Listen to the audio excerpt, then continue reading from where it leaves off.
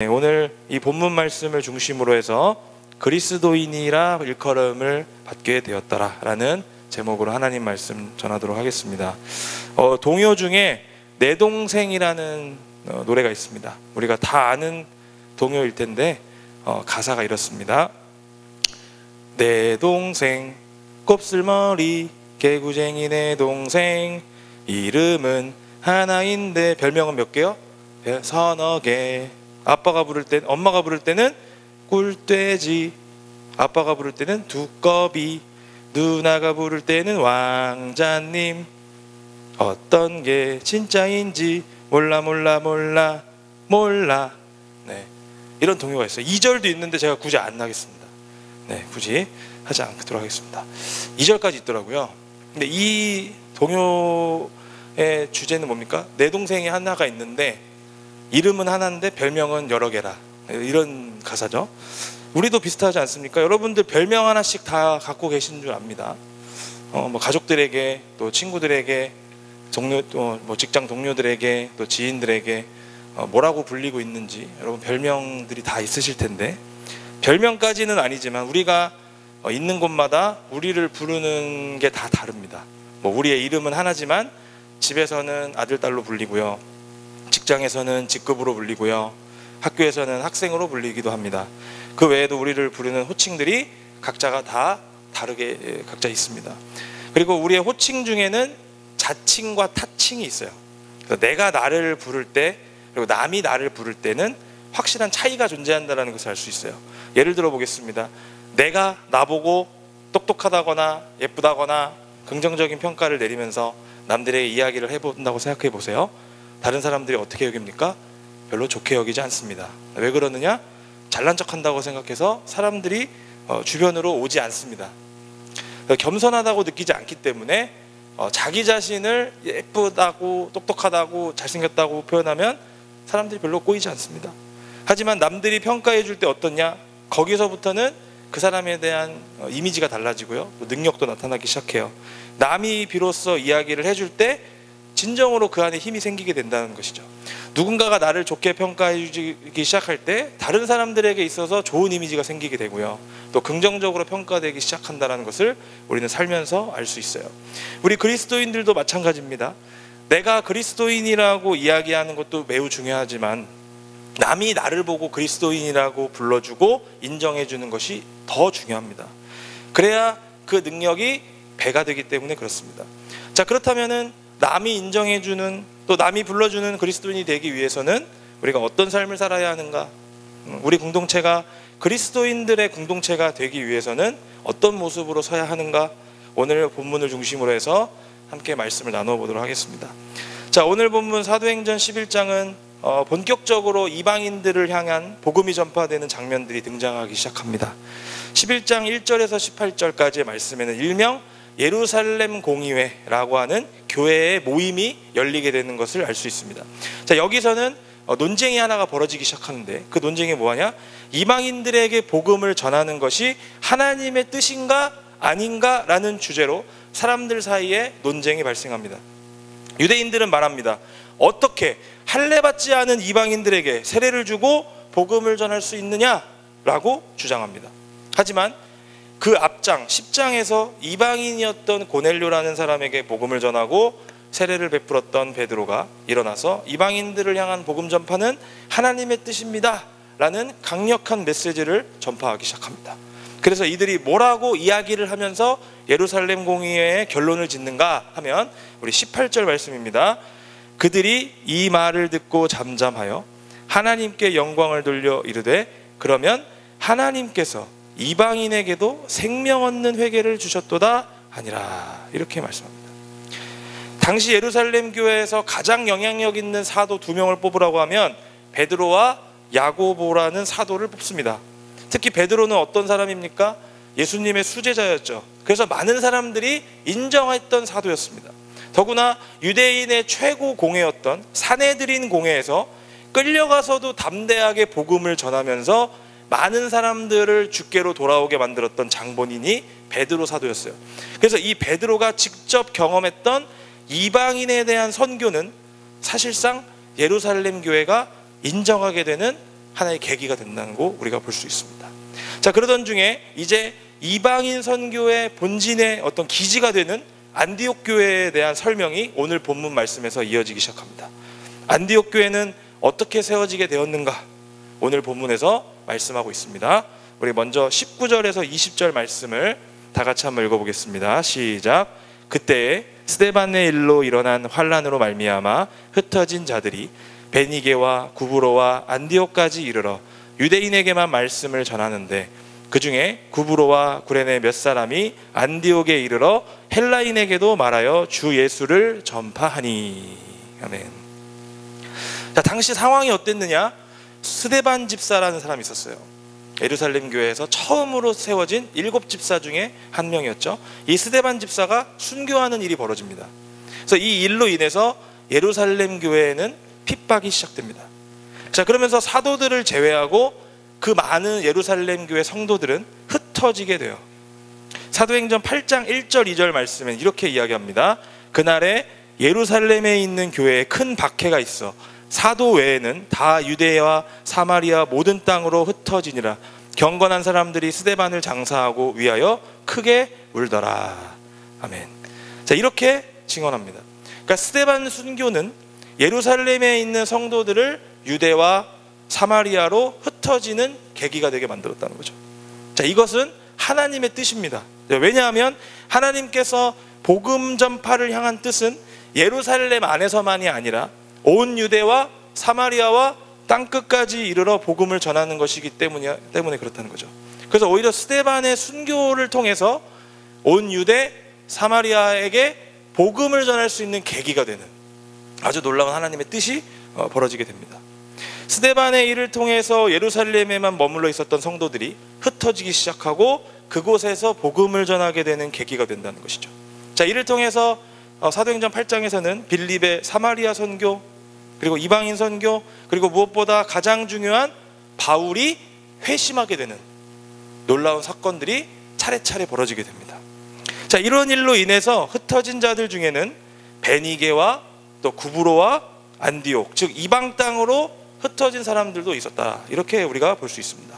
자, 그런데 이들이 처음에는 유대인들에게만 복음을 전하기 시작합니다. 20절에 보시면 구브로와 구레네 몇 사람이 안디옥에서 헬라인에게도 주 예수를 전파했다라고 말씀합니다. 자, 베니게는 지금의 어느 곳이냐? 레바논입니다. 지금 여러분 아시안컵을 진행하고 있는데 A조에 속해 있는 레바논 땅이 옛날에 베니게라고 불렸어요. 자, 그리고 구브로 지역, 지금의 키프로스 섬입니다. 지중해 해안에 있는 작은 섬, 사이프러스 키프로스 섬. 그래서 그것을 이제 구브로 섬이라고 부르고 있고요. 그리고 세 번째 안디옥이라는 지역으로도 사람들이 흩어지기 시작합니다. 자, 안디옥은 지금의 시리아의 안티오크를 의미하는 곳이 안디옥이죠.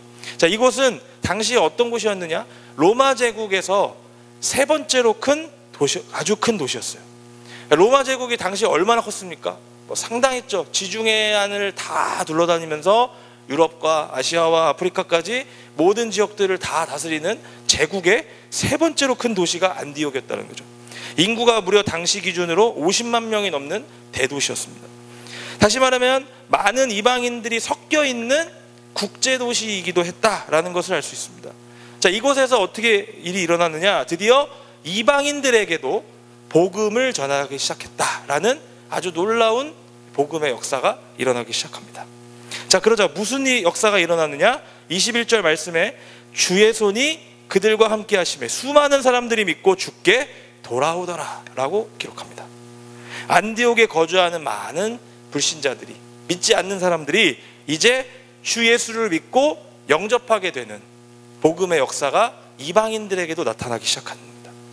자, 그래서 이 소식이 당시에 박해를 받고 있던 예루살렘 교회에서도 전달이 됩니다. 그래서 예루살렘 교회는 바나바라는 사도를 파송합니다. 지금으로 말하면 예루살렘 교회에서 한 명의 목사를 안디옥 교회 담임 목사로 보내는 것이죠. 바나바는 그들에게 굳건한 마음으로 주와 함께 머물러 있기를 권면하기 시작합니다. 이제 그리스도를 믿는다는 이유로 교회에 대한 박해가 시작될 텐데 그때에도 믿음을 잃지 않기를 바라는 마음으로 바나바가 이제 이야기를 한 것이었죠. 자, 그리고 다음 구절에서는 바나바에 대한 평가가 이제 나타나는데 24절 말씀을 다 같이 한번 읽어보겠습니다. 시작. 바나바는 착한 사람이요 성령과 믿음이 충만한 사람이라 이에 큰 무리가 죽게 더하여지더라. 아멘. 바나바를 향한 성경에서 평가가 나타납니다. 왜 그러느냐? 바나바를 왜 안디옥으로 보냈는가에 대한 하나의 명분이 됩니다. 어떻게 이야기하느냐? 첫 번째, 먼저 착한 사람이라고 평가합니다. 자, 여기서 착하다는 의미는 헬라어로 아가도스라는 말을 사용했어요. 그러니까 어떤 뜻이냐? 감탄할 만한, 훌륭한 이라는 뜻의 단어예요. 다시 말하면 주위 사람들이 이 사람을 보고 높이 평가할 정도로 성품이 아주 훌륭한 사람이다 라는 것을 알 수 있게 해주는 말이죠. 또 어떻습니까? 바나바는 성령과 믿음이 충만한 사람이다 라고 평가합니다. 충만하다라는 의미는 어떤 의미느냐? 물이 가득 차서 아주 넘치는 정도까지 이르렀다라는 뜻으로 사용이 되었어요.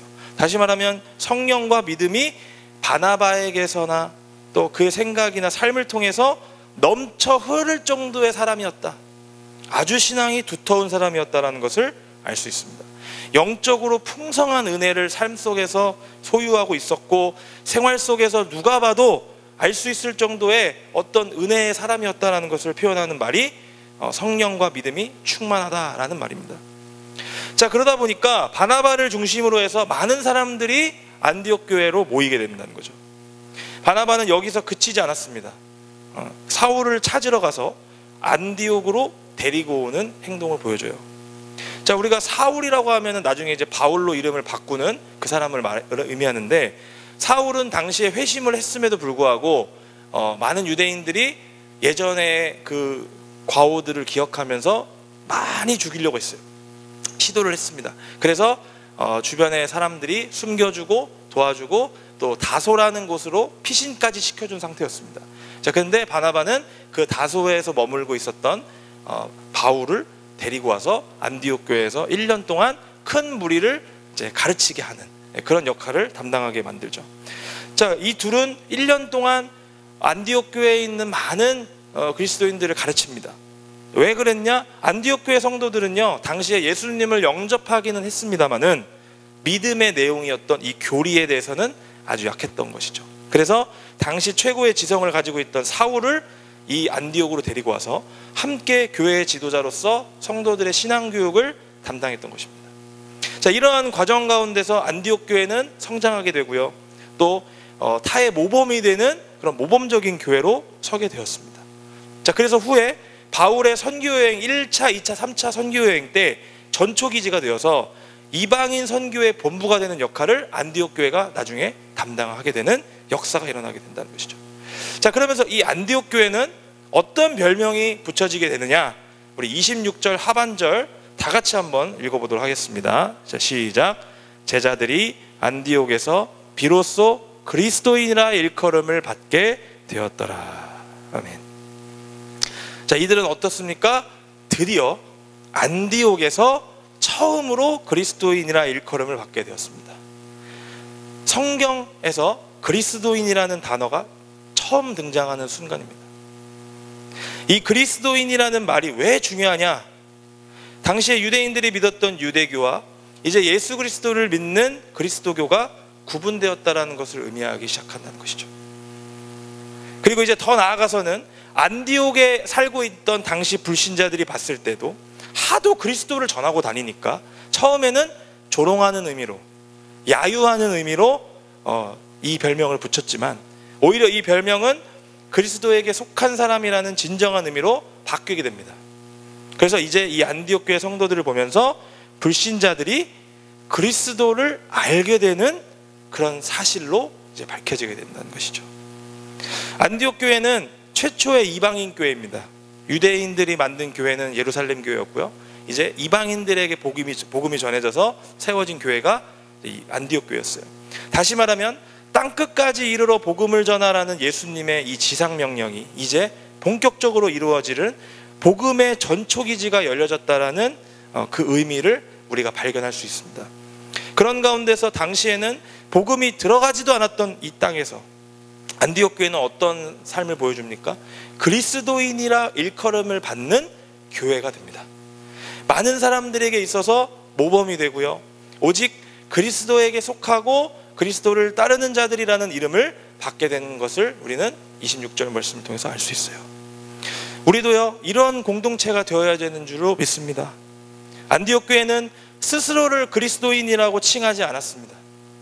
안디옥에 있는 예수님을 알지 못하는 불신자들이 붙여준 이름이 그리스도인이라는 이름이에요. 평소에 이들의 삶이 얼마나 예수님한테 속해 있었으면 이런 이름을 붙여주었을까? 남이 이렇게 불러줄 때 비로소 그 삶에서 능력이 나타난다는 것을 우리는 기억해야 됩니다. 혹시나 우리는 반대로 살고 있지는 않은가 생각해 봅니다. 나 스스로가 교회를 다닌다고 하면서 세상 속에서 그리스도인의 모습이 아닌 세상적인 모습으로 살아가고 있지는 않은가 한번 생각해 봤으면 좋겠습니다. 교회가 능력이 나타나지 않고 세상 속에서 손가락질의 대상이 되고 비난의 대상이 된 이유는 아주 간단해요. 구분되어지지 않기 때문입니다. 교회나 세상이나 똑같이 더럽고 추악한 모습을 보여주고 있기 때문에, 구분되어지지가 않기 때문에, 거룩하지가 않기 때문에 비난의 대상이 되는 것이죠. 세상 속에서 똑같이 살아가기 때문에 세상 사람들이 더 이상 성도들을 향해서 그리스도인이라고 부르지 않기 때문에 그 삶에서 능력이 나타나지 않는 겁니다. 최근에 목회 데이터 연구소라는 연구소에서 조사한 결과들이 있습니다. 비기독교인이 바라보는 한국교회라는 주제로 조사를 했는데, 기독교의 이미지 형성에 가장 큰 영향을 미치는 것이 무엇인가? 라는 질문을 했습니다. 여기서 30%가 뭐라고 대답을 했느냐? 주변 사람들, 교인들의 언행이 문제다 라고 대답을 했습니다. 그리고 그 다음이 뭐였냐? 목회자와 교회 지도자들의 언행이다 라고 대답을 했습니다. 무려 합쳐서 55%가 해당하는 사람들이 교인들, 목회자, 교회 지도자들의 언행으로 인해서 내가 영향을 받는다라고 믿지 않는 사람들이 대답을 한 것이죠.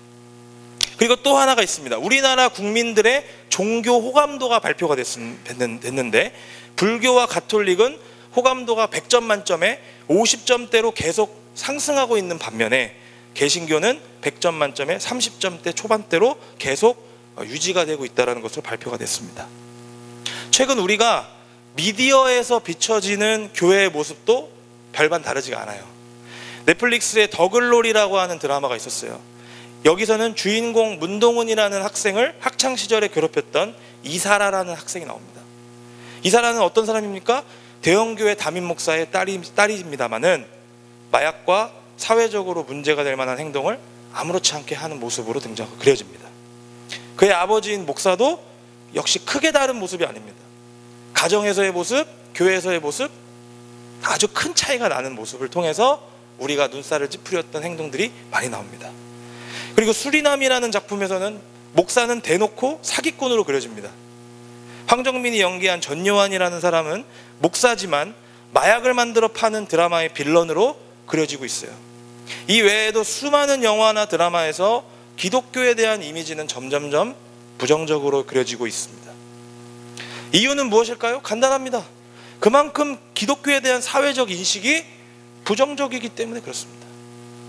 이를 극복하기 위해서는 어떻게 해야 되느냐? 교회가 다시 그리스도인이라 일컬어질 수 있는 공동체로 서야 된다는 거죠. 자, 우리는 그리스도인의 모델을 어디서 찾을 수 있느냐? 바로 오늘 본문에 등장하는 안디옥 교회와 바나바를 통해서 찾아야 된다는 것을 알 수 있습니다. 끊임없이 주 예수를 전파하고 가르치는 모습을 통해서 그들의 삶에서 그리스도의 모습들이 나와야 된다는 거죠.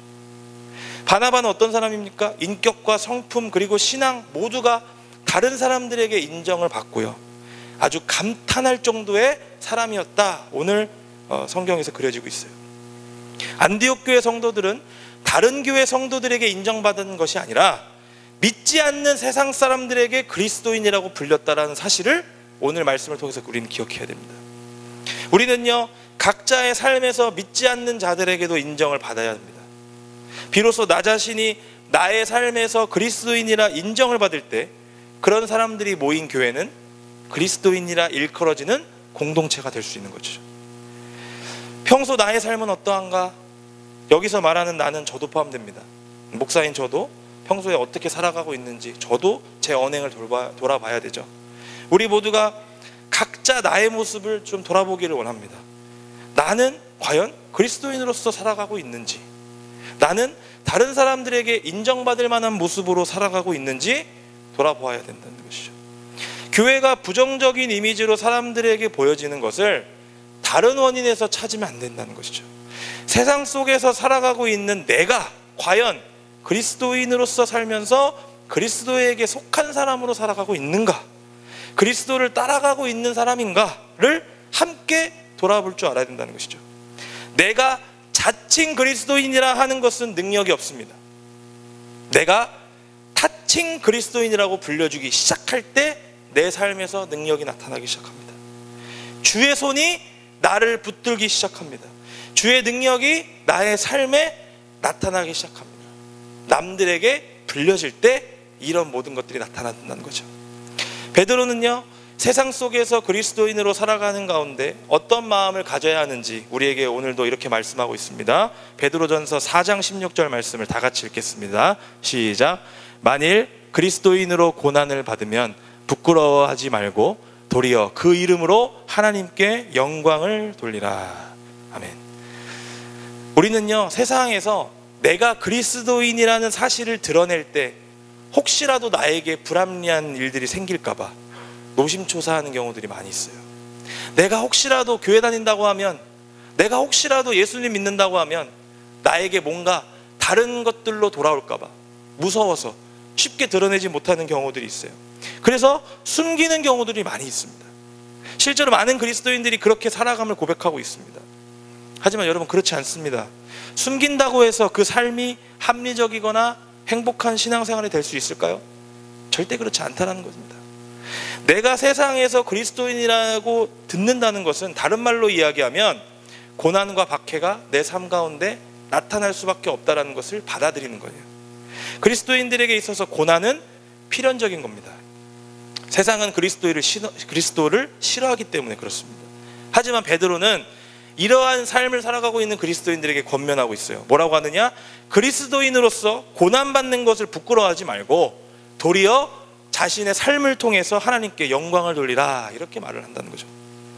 그리스도인으로서 사는 것에 자부심을 가지시고, 사람들이 뭐라 할수록 이게 도리어 나한테는 고난이고 박해일지라도 하나님께는 영광이구나라는 사실을 우리가 붙잡고 살아가실 수 있기를 바랍니다.